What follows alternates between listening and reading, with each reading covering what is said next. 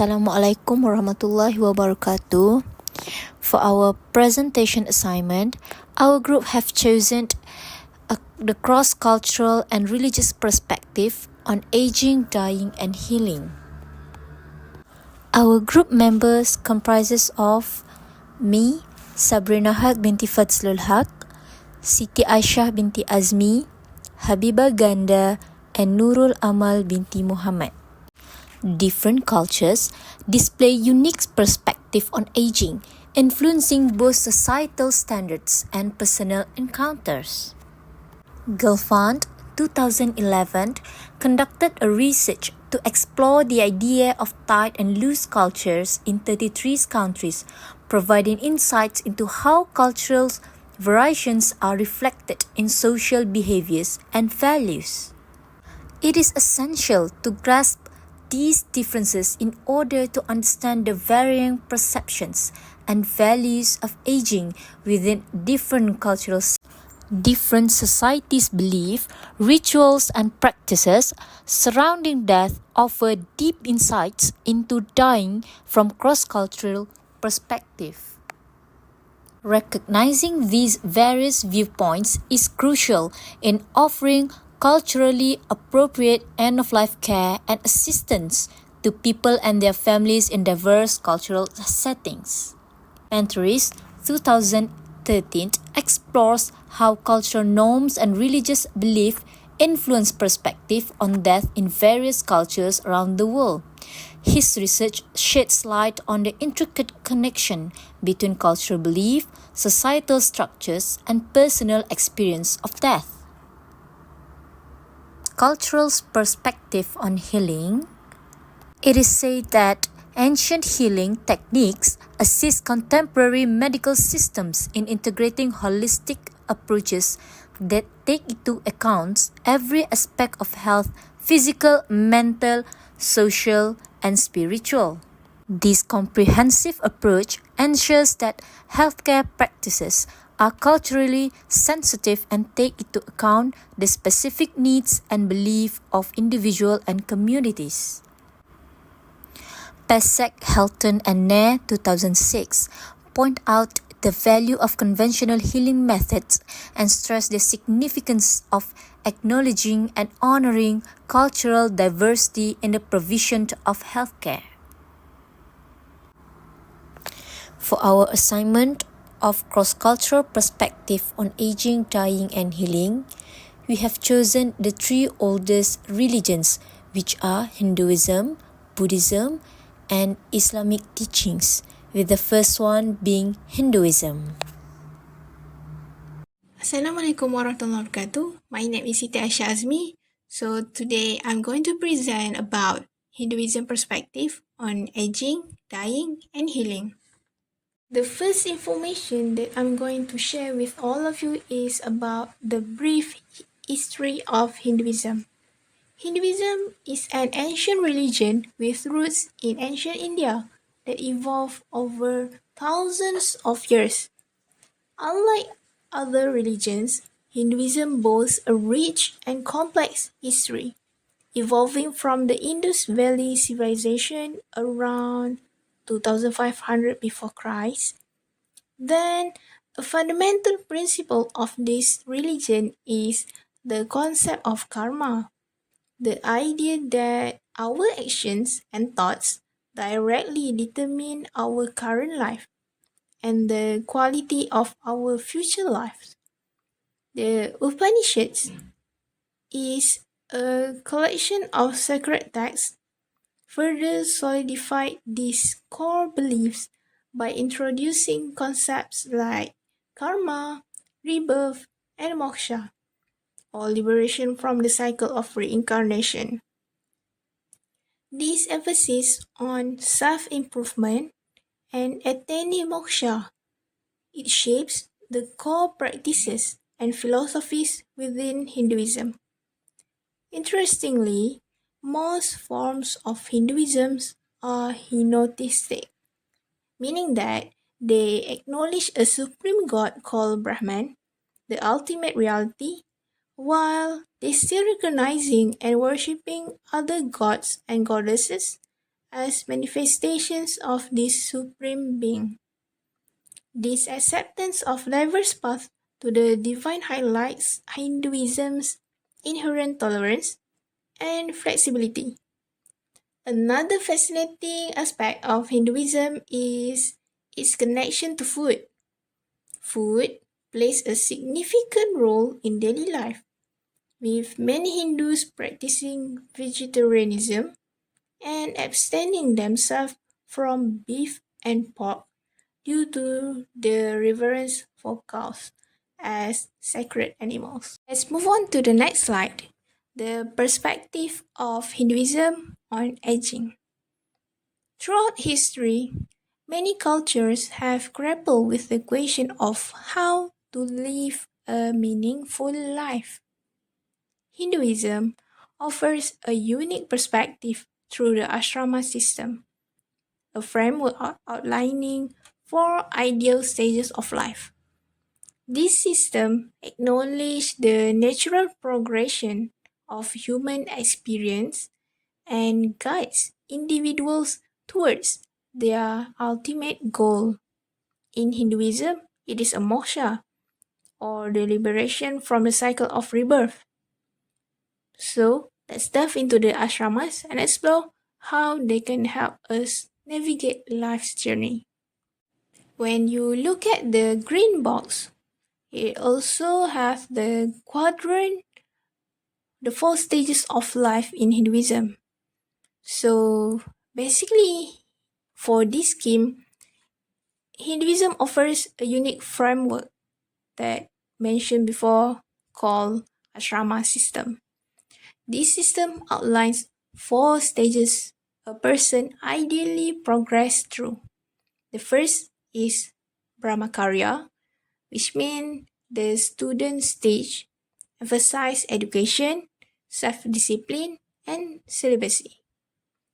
Next comes grihastha, the householder stage, where individuals fulfill their social and familial duties. As one ages, they may enter vanaprastha, the hermit stage, marked by a gradual withdrawal from worldly affairs and a focus on spiritual contemplation, often in a forest dwelling. Finally, some may choose sannyasa, the ascetic stage where they completely renounce material possessions and lead a life of strict self-denial, aiming for moksha. This progressive system guides individuals towards their ultimate goal in life, achieving moksha, a state of eternal freedom from suffering and the limitations of the physical world.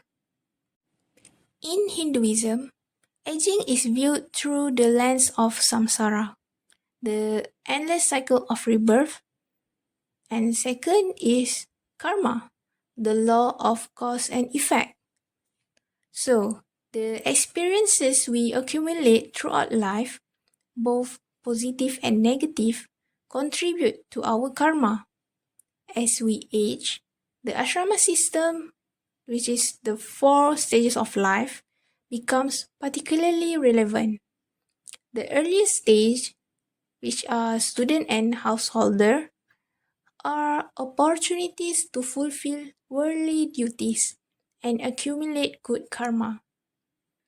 For the later stages, which are hermit and ascetic, it provides a time for reflection and spiritual growth, potentially leading to liberation, which is moksha, from the cycle of samsara. Thus, aging in Hinduism is not just a physical process, but an opportunity to refine one's karma and achieve ultimate liberation. The last part for Hinduism and aging is relating to reincarnation and the soul's journey. So the central to understanding the ashrama system and its connection to aging is the concept of reincarnation. Hindus believe in the Atman, which means the eternal soul or essence of an individual. This Atman is distinct from the physical body and transmigrates after death, taking on a new form in the cycle of rebirth known as samsara. The quality of this new life is determined by karma, the law of cause and effect. Good deeds and virtuous living in one life can lead to a more favorable birth in the next, while negative actions can result in a less fortunate one. The ashrama system serves as a guide for accumulating good karma throughout life's stages. By fulfilling one's duties in each stage and pursuing spiritual growth, individuals can strive to break free from the cycle of samsara and ultimately achieve moksha, the liberation from the limitations of the physical world and reunion with the ultimate reality, Brahman. Another aspect that Hinduism perspective going to cover is about dying. In contrast to the common fear of death, Hinduism offers a unique perspective. Many people focus on worldly pursuits, avoid contemplating their mortality, and making death a taboo topic. However, Hinduism acknowledges death as an inevitable part of life's cycle. The physical and mental suffering one endures during the dying phase is often seen as a reflection of past karma.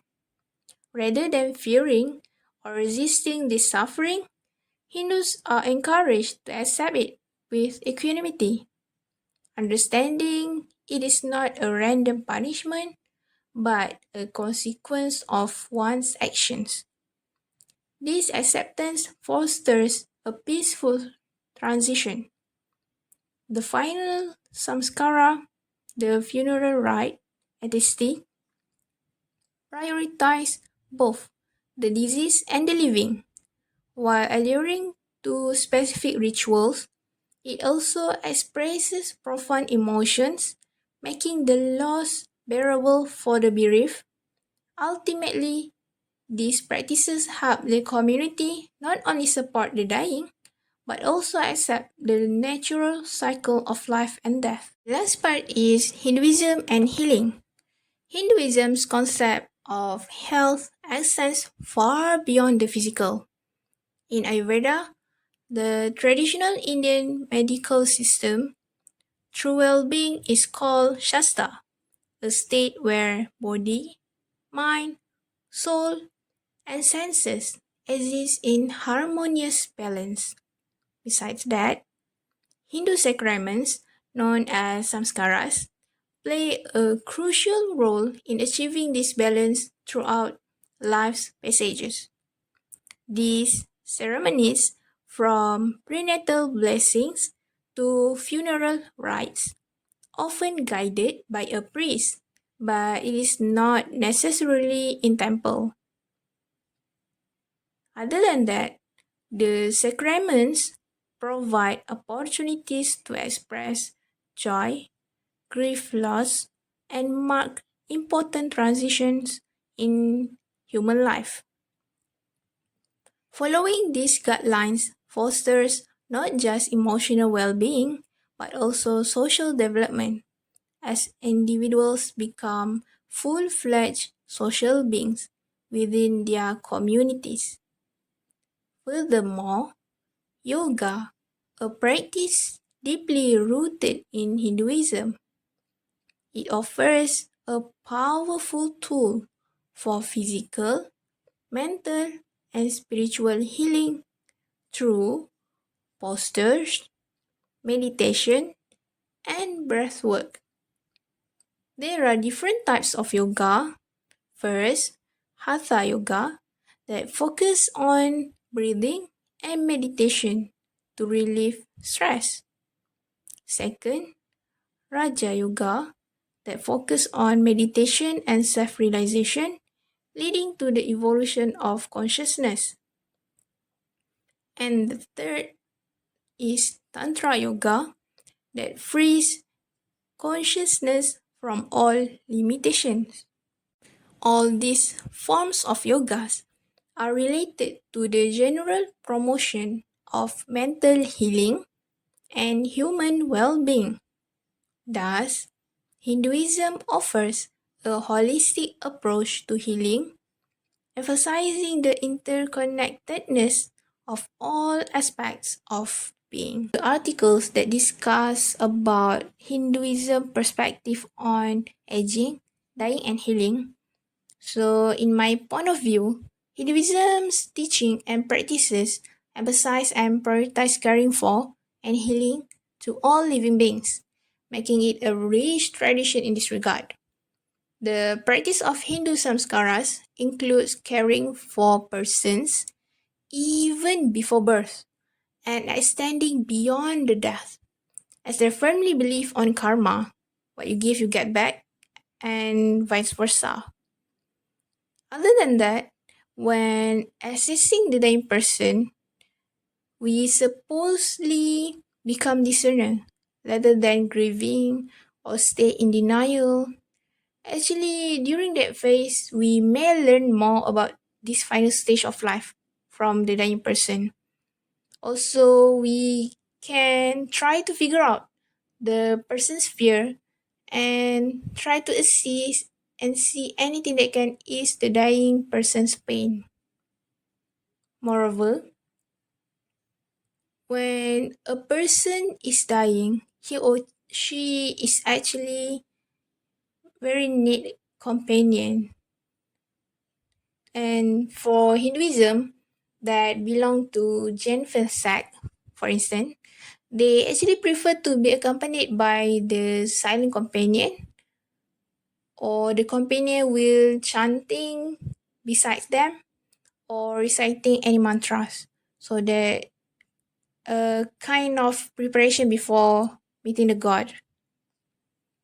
To conclude, Hindus are taught to value well-being, a sense of satisfaction with life, and actually many religions, including Hinduism, serve as powerful forces for good in the world. Their core principles often emphasize compassion, justice, and helping others. However, it is important to remember that religions are frameworks, and ultimately, it is the followers who interpret and enact those teachings. Unfortunately, this can lead to misinterpretation or individuals who choose to disregard the religion's emphasis on good deeds. So, while the core of most religions promotes positive actions, the behavior of individuals can sometimes fall short of those ideals. To begin with, let us look at the brief history of Buddhism. Buddhism was found by Siddhartha Gautama, which is now popularly known as Buddha, in the 50th century BCE. This Buddha was the prince on the present day, and he announced his loyalty in search for enlightenment. In Buddhism, there are some activities that they do. For example, they have meditation, they have chanting, they have recitation of sutras. They believe these help them to cultivate mindfulness, compassion, and wisdom. Apart from that, Buddhism also has its own key teachings, in which it involves four noble truths, which are the truth of suffering, the truth of cause of suffering, the truth of end of suffering, and the truth leading to the end of suffering. Apart from that, they also have what they call eightfold path. For example, they have a guide to end of suffering, they have intention, speech, actions, just to mention a few. Buddhism was originated from India, in which over the time it spread through the Asian countries. For example, Sri Lanka, Thailand, China. We can also talk about Malaysia. Now let us look at Buddhism and aging. In Buddhism, aging is seen as the natural part of the life cycle, which is also known as samsara. It is viewed as the cycle of birth, death, and rebirth. Buddhism emphasizes more on mindfulness and acceptance. Also, Buddhism encourages people to practice as they are aging. They encourage people to practice mindfulness because aging is unavoidable, and also aging is just a natural process.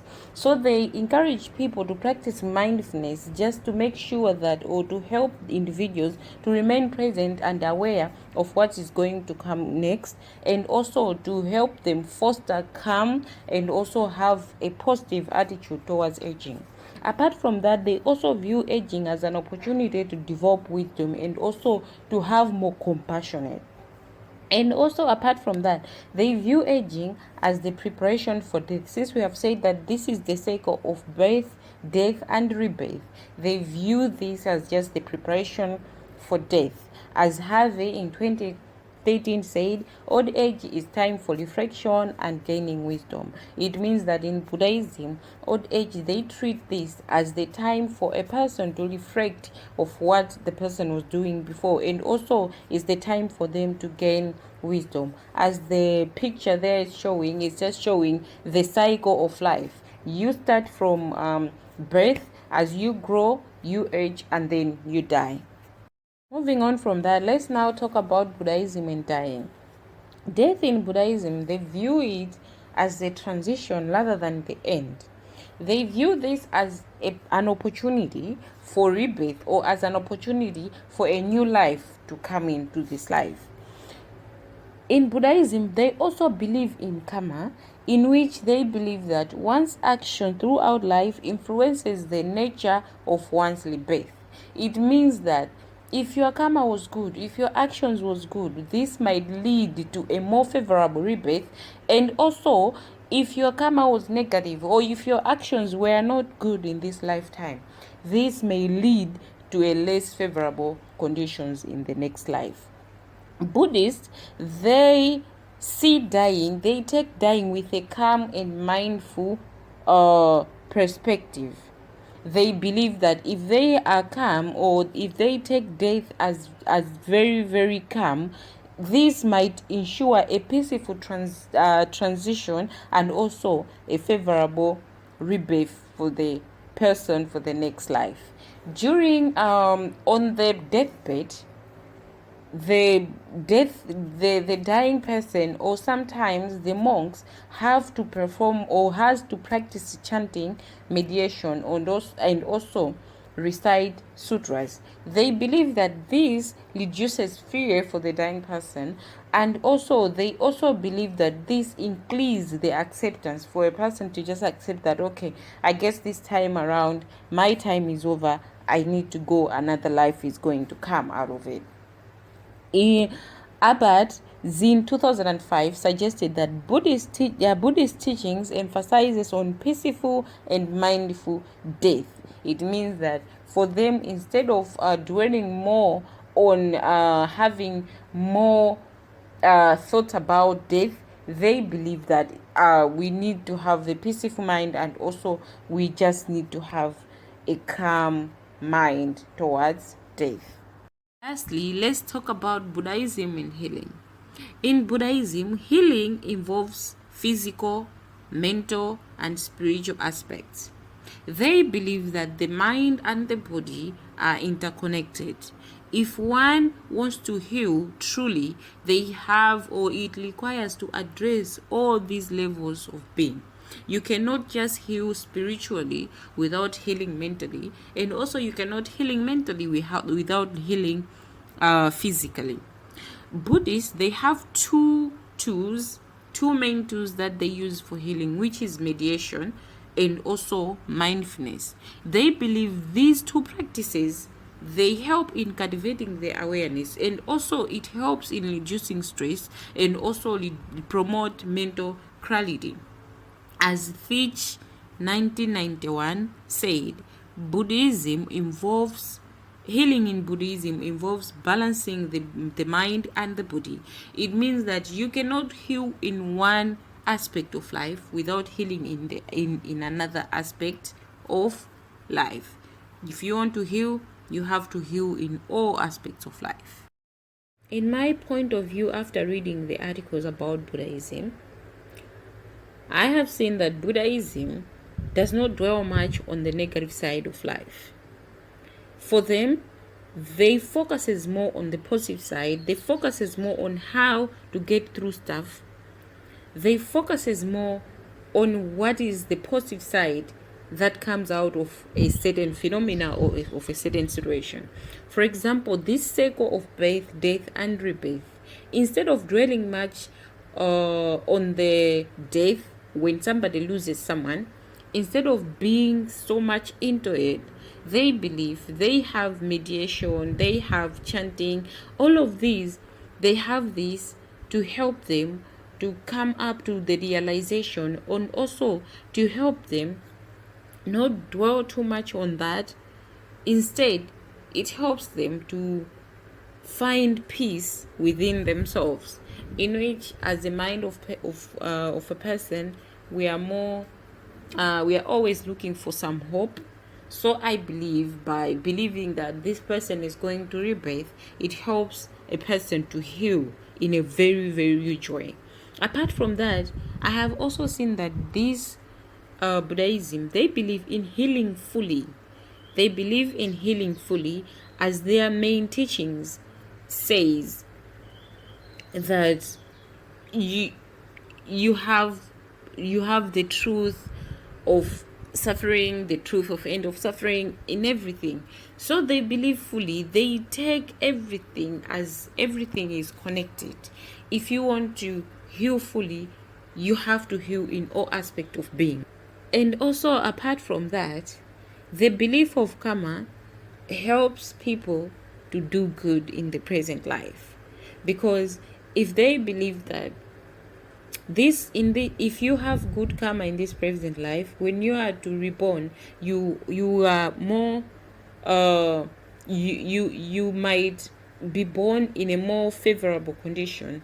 Then it helps people. It means that it helps people to keep themselves in check, in order to be able to be born in more favorable condition later in the next life. Reaching this far, let me leave the floor to my colleague to continue with the Islamic perspective on aging, dying, and healing. Assalamualaikum warahmatullahi wabarakatuh. My name is Nurul Amal binti Muhammad, and I'm going to discuss the Islamic perspective of aging, dying, and healing. Before that, I would like to take you on a journey through the origins and early expansion of Islam. Islam, the faith of over 1 billion people worldwide, traces its roots back to the 7th century Common Era in the city of Mecca, now located in present-day Saudi Arabia. It all began when Prophet Muhammad received divine revelations from Allah, conveyed through the angel Jibril. And these revelations would later be compiled into the Quran, which is Islam's holy scripture. And Muhammad's teachings emphasize key principles such as monotheism, the belief in one God, social justice, advocating for fairness and equality, and community unity, which stresses on the importance of solidarity among believers. Following Muhammad's passing in 632 Common Era, Islam underwent a period of rapid expansion under the leadership of the first 4 caliphs. Through the combination of conquest and diplomatic treaties, Islam spread swiftly across vast regions, including the Middle East, North Africa, and also parts of Europe. Now, let us delve into the Islamic perspective on aging and the elderly. In Islam, aging is embraced as a natural journey intertwined with wisdom and respect. The Quran underscores the significance of esteeming the elderly, using terms like al-kibar and shaybah to describe old age, instilling principles of reverence and honor. Central to Islamic teachings is the importance of family unity in caring for the elderly. Islam prohibits the isolation of elders in nursery homes, advocating instead of their support within the familial framework. Aging is viewed as a pivotal time for spiritual preparation for the afterlife. Muslims are encouraged to focus on religious practices such as prayer, reading the Quran, and engaging in good deeds, recognizing that this phase of life is integral to one's journey toward the hereafter. Now, we will explore a Quranic verse from Surah Al-Isra, discussing the topic of aging. In Surah Al-Isra, verse 23 until 24, these verses emphasize the importance of showing kindness and respect to elderly parents. It instructs believers not to even express frustration and annoyance towards them, but rather to speak to them with utmost gentleness and respect. So the key message here is the significance of honoring and caring for the elderly, particularly parents, as an essential aspect of Islamic ethics and morality. It teaches us to recognize the wisdom and experience that comes with old age and to treat our elders with love, compassion, and also dignity. So from this surah, I can conclude that the value Islam places on respecting and cherishing the elderly is by following this teaching, where Muslims strives to create a society where aging is viewed not as a burden but as an opportunity to express gratitude and also to show kindness to those who have cared for us. In Islam, death is regarded as a natural part of life, with the time of death predetermined by the will of Allah.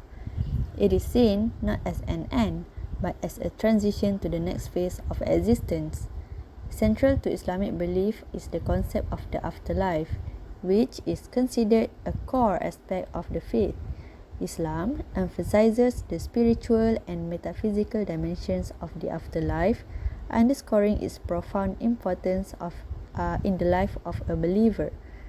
And Islamic teachings stress the necessity of understanding the afterlife as it shapes one's actions and choices in the present world. Believers are taught that their deeds in this life will be rewarded or punished in the hereafter based on the principles of justice and accountability. Islamic death rituals begin with the physical and spiritual purification of the deceased body. This involves washing the body, known as ghusl, and shrouding it in simple white clothes, which is this symbolizing the equality in death. Following purifications, Muslims perform the funeral prayer, which we call Salat Janazah, where we seek forgiveness and mercy for the departed soul. Prompt burial is then conducted, typically within 24 hours, as Islam emphasizes the swift return of the body to the earth. Grief is expressed through prayer and remembrance of the deceased good deeds. However, Islam tradition discourages excessive mourning, as it is seen as questioning Allah's will. So instead, believers are encouraged to find solace in the certainty of divine mercy and the promise of the afterlife. In Surah Al-Anbiya, verse 35, Allah says, "Every soul will taste death, and we test you with evil and with good as trial, and to us you will be returned." So this verse reminds us of the inevitability of death for every soul, and it emphasizes that death is a universal experience and a natural part of life ordained by Allah.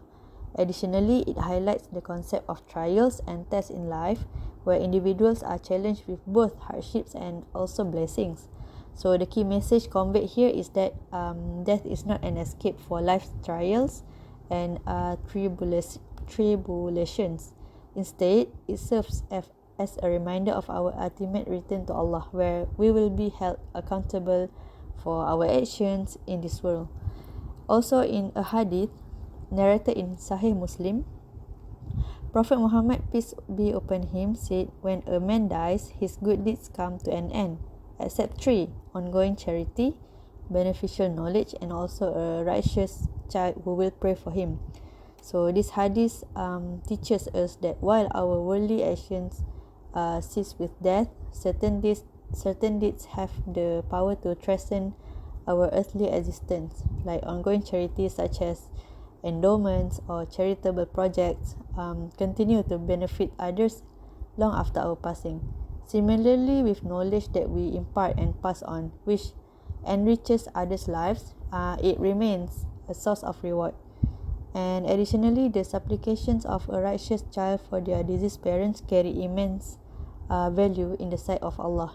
So the key message here is that the importance of investing in deeds that have a lasting impact beyond our lifetime by engaging in ongoing charity, sharing beneficial knowledge, and also nurturing righteous offspring, so we can leave behind a legacy of goodness that continue to benefit. Islamic teachings emphasize reliance on God, which is tawakkul, and also patience, which is sabar, as essential means of healing. Tawakkul encourages placing trust in Allah's wisdom and providence, while sabar teaches endurance and resilience in the face of adversity. In Islam, death is viewed as a spiritual transition, with the belief that the soul is immortal and will return to paradise. So this belief is especially comforting for children who pass away before reaching puberty, as it is believed that they are granted entry into paradise. Also, Islamic mystics advocate various spiritual practices to ease the passage of the soul and comfort the bereaved. These practices include remembrance, like zikr, prayers, which is dua, and also performing good deeds in the name of the departed, such as are believed to connect to hearts, soothe the soul, and provide solace to those grieving. As Sunya Kawaja stated, cultural understanding is key to providing effective support and healing during times of grief.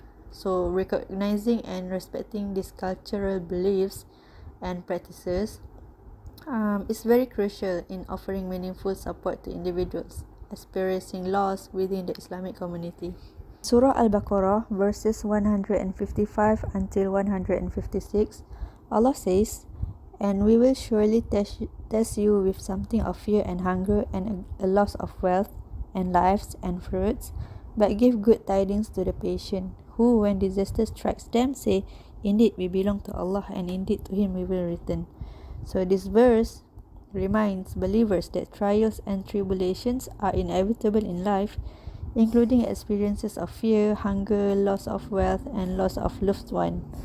However, it encourages patience and steadfastness in the face of adversity, as these are the qualities that lead to healing and resilience. And the key message that I can convey here is that healing is not just about physical recovery, but also about spiritual and emotional strength. By maintaining patience and trust in Allah's plan during times of hardship, believers can find comfort and solace, knowing that they belong to Allah and will ultimately return to Him. In this hadith, it highlights the distinction between natural expressions of grief and excessive harmful behavior. The Prophet encourages believers to weep and express their sorrow, acknowledging that tears and heartfelt emotions are signs of Allah's mercy. However, he cautions against actions and words that stem from anger and despair, which are seen as influenced by the devil. And the key message here is that the importance of balancing our emotional responses during time of grief. Islam acknowledges the human need to mourn, to express sorrow, but urges us to do so in a manner that reflects patience and trust in Allah's will, which then avoiding actions and speech that can lead to negativity and harm. So from my point of view, overall I could conclude that Islamic concept of aging, dying and healing is deeply rooted in faith and community values. As for aging, the Quran and Hadith emphasize honoring and caring for one's parents and elders. And for dying, Muslims believe in the importance of being spiritually prepared for death through good deeds and maintaining a close relationship with God. And as for healing, in Islam, healing encompasses both physical and spiritual dimensions, like medical treatment, prayer, reading the Quran, and seeking God's mercy, which it's integral to the healing process. For our assignment, we have conducted an interview that involved a Buddhist practitioner and a Hindu practitioner. This is to see how far they implement the teachings into their daily life and to see if there are any constraints towards implementing the practices.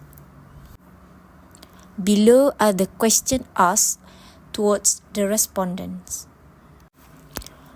Based on the conversation, it appears that the person responding is familiar with the teachings, but she may not have been able to fully implement them due to the certain limitations.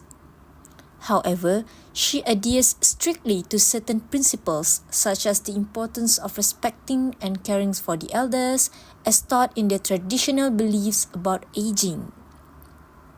Additionally, the concept of karma teaches that your actions in the present life will impact your future life, as followers believe in the cycle of reincarnation. Regarding the second respondent, the views are similar to the first one, except in Hinduism, where healing practices are more diverse, including things like Ayurvedic practices. However, the respondent also faces challenges in putting them into action because of specific limitations. The practices for the dead also have several examples such as Shraddha, Sutak, and Buddhan. Next, both of these religions have faith in karma that impacts their present actions in order to avoid impacting their future life. Both religions show similarities in how they provide care for individuals approaching death and in their older populations.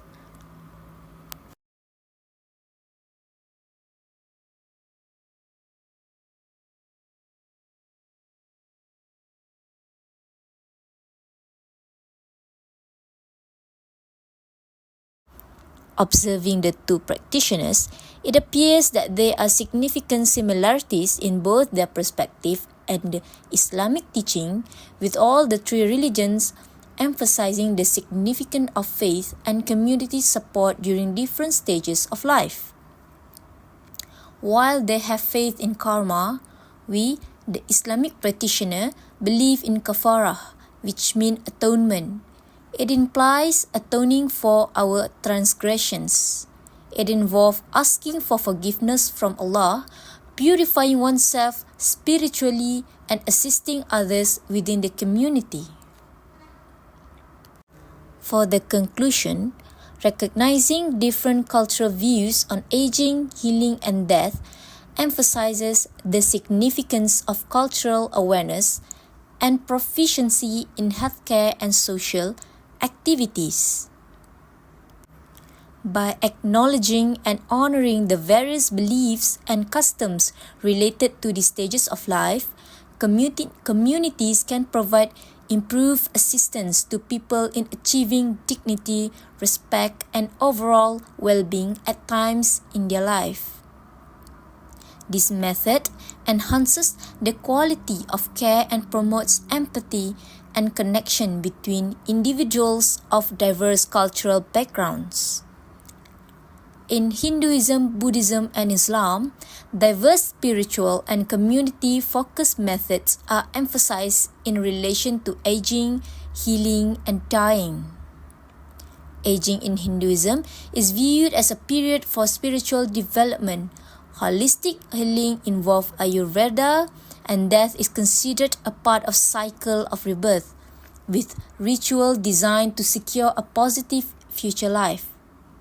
In Buddhism, growing old is seen as a chance to acquire wisdom, while healing involves bringing harmony to the mind and body using meditation and mindfulness. Death is considered a crucial time that affects future rebirth, with ceremonies aiding in a tranquil passage. In the Islamic faith, the elderly are revered and taken care of by their families. Healing incorporates both prayer and medical intervention, and death is seen as a journey back to Allah, with custom stressing the significance of tranquil and respectful peaceful passing, such as specialized burial ceremony and prayers for the departed soul. Every custom highlights the importance of faith and communal backing while moving through these phases of life. This is all from us. Thank you very much. On the next slide is the references for our materials.